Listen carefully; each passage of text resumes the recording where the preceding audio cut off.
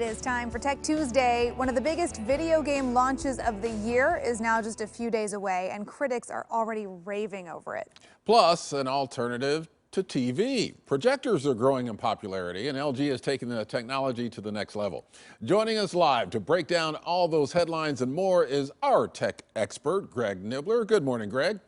Good morning. Yeah, talking about those LG projectors. You know, a lot of people kind of discounted projectors as being an alternative to a television just because in the beginning they weren't that great, but the technology is pretty amazing. And I wanted to showcase these two new ones from LG. This is their Cinebeam 4K projector lineup. The names are kind of a mouthful, I'll say that, but let's start off with the first one. It's the HU715Q. It's difficult to memorize that. Nonetheless, it is still a pretty cool projector. So it's what's called an ultra short throw projector. So this thing is a really small box, but you can set it up 8 inches away from a wall and create a 100-inch screen. And that's full 4K, UHD, HDR, like all the bells and whistles you get with the television, but just in this tiny box with actually 20-watt speakers built in. So it's really portable, kind of a cool option for somebody who wants to either move it around or doesn't want a giant television on their wall. The other one that came out is the HU710P, and that one, you can create up to a 300-inch screen with that thing. You need to be a little further back, but still, that's a huge, that's not something you're gonna buy in a television. So pretty cool options with that you can have with those. And again, the screen looks amazing, you know, 4K, UHD, HDR, all of that stuff. You can use them outside as well, as long as it's after sunset and you kind of test it out a little bit, but something that you can bring around a lot of places. So really cool options. And the price for these ones is still gonna be a little steep. It's gonna be around $3,000 a piece. So you're still investing quite a bit in them, but there's all kinds of other options too. There's lower end ones, different things depending on what you want, but projector technology is really pretty amazing now. It is. I mean, yeah, the pictures have come a long way, and then that portability, if you've got a good space for it inside and outside, to be able to do that, it's pretty cool. Yeah, saves a lot of room in the living room too.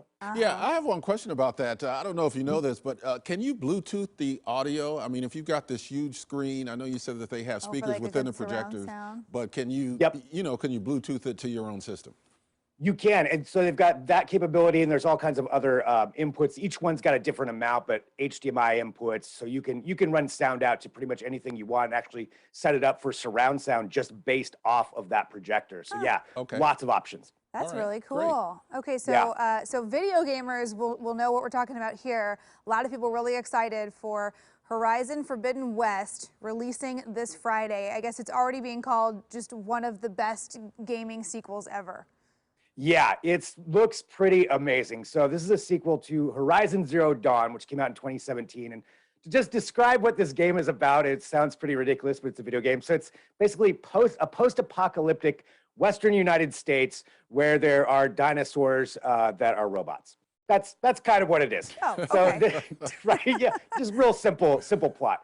So the thing is, though, for this one, it's one of these newer games that's really designed for the PlayStation 5, which is the highest end console, which means the best graphics you can get. And that's what a lot of people are talking about with it. In addition to the gameplay, the game itself being great, is just how it looks, because there's so much detail that goes into it, even down to how the rivers look with pebbles floating underneath the river. I mean, every little tiny minutia is covered in it, and that's what's really amazing with it. And you've got like a movie. Different, oh my gosh. Yeah, it does. It looks like a movie, and that's a lot of that. You know, some of this is cinematic part, but some of it is the actual gameplay looks that good, and that's what I think is really, really cool to see where video games are going. You know, with just this one, this is the first of a whole lot that are going to be coming out where it's using those graphics. So pretty exciting stuff. I mean, definitely if you have a PlayStation 5, this is what you'd want to play it on. It is available for PlayStation 4 as well. You just won't get the quite as high end, but pretty cool what's coming out with it. And there's already a bunch of crossover stuff. Just announced this morning, Lego now has a whole series based off of this game that's coming out. So I think you're going to see a lot about this, especially over the next few days. Yeah, let's talk about the Bionic eye. We're talking about restoring sight in blind people. This works. This is very exciting. Yeah, it's a study coming out of Australia, and I kind of wanted to highlight it for that. It's really interesting how they're doing it. This study's for a particular degenerative disease that degenerates the retina. So it's one specific thing that they're working on.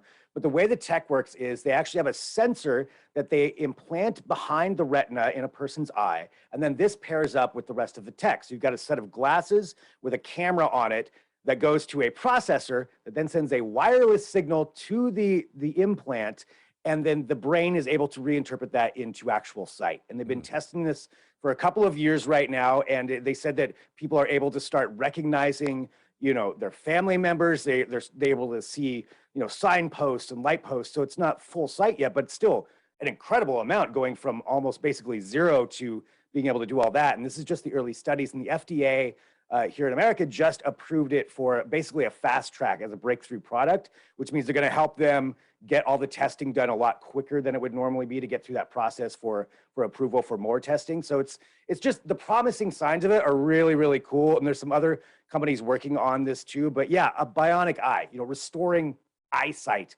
with tech. Like that's to me, I mean, what more could you possibly want out of technology than that? Yeah, that's really cool. I mean, and life-changing potentially for a lot of people. Absolutely, yeah. Yeah. Very Really nice. amazing. Okay, well, thanks for the rundown, Greg. Lots of cool stories there. We'll see you next week. Sounds great.